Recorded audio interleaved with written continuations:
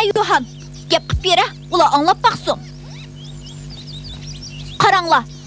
Mushundaq engigini besib turganda, u odamga o'xshash ovoz chiqara oladi. Yohan, gap qilib bera.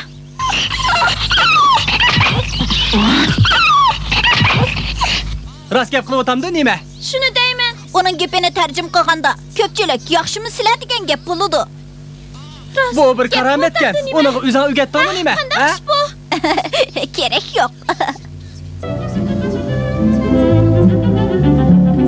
Albatta gap qilolmaydi. Ammo ayni vaqtda bolalarning hammasi ishinib qolgan edi. Bill cho'ng bo'lgandan keyin London universitetiga o'qishga kirdi.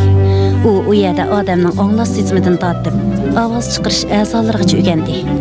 Shu mezgilda u telegrafni kashf qiluvchi Huyston bilan tanishdi. Shuning bilan uningda telegraf qarta qiziqish paydo bo'ldi.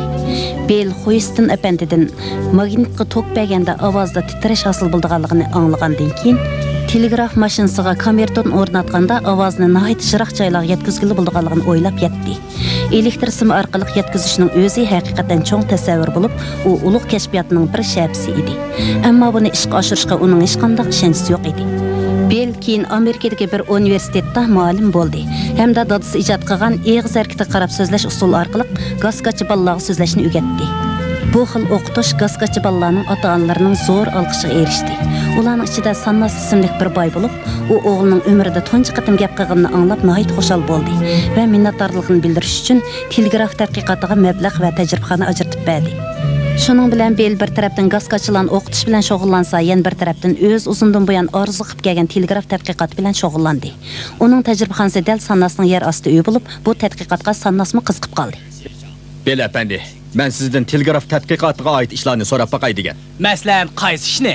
Har xil davr to'lqinliq tok portal elektr simi bilan menga veritganda. Shundaq menga berdi. Ondaq bo'lsa apandi, davr to'lqinning soni o'xshamagan ahvolida bir necha telegramini portal sim bilan birli vaqtda mangdirish mumkinmi? Ya'ni ko'p yo'lliq telegramini demakchi. Ha? Ona ait yomon darsgan. Hozir telegraf kasbining bozoribak ishdik. Hamma odam elektr simlarini tortib, o'zaro raqobatlashyapti. Agar portal sim bilan masalalar bo'ladigan ish bo'lsa, foydaning amini telegraf shirkatlari olmamdi. Yo'q, bundaq yaxshi ishni boshqa shirkatga tatqiq qo'yishga bo'lmaydi. Buningdan o'zim yolg'iz foydalanay. Davrdan olqigan cho'ng tipdagi telegraf shirkatidan birini qursam, hammani o'zim egallayman. Atmandi, siz tadqiqotni cho'qim boshqa ish qiling. Sizga lozimlik narsalarni men tiyib beraman. Agar pul lozim bo'lsa, qancha desangiz beraman. Men tushundim, afandi.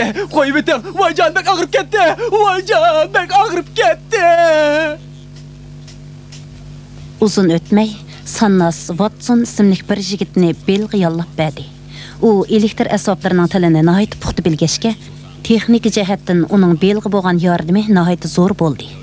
Bir kuni Watson Billning topshirig'i bo'yicha telegram apparatining yanida tavramli plastinkani urish orqali urilgan ovozni yetkazishga bo'lish bo'lmaslik to'g'risida tajriba elib berib atdi.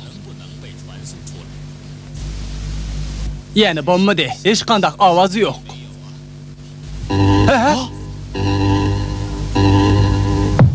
Hey Watson, urma. Hech narsaga chiqilmay turing. Efendi, siz bek aşırı ettiniz. Watson, nimaga chiqildingiz? Bu nereden chiqayotgan ovoz? Men tevret kuchni elektromagnitdan ajratib olishdan boshqa hech nimaga urinmadim.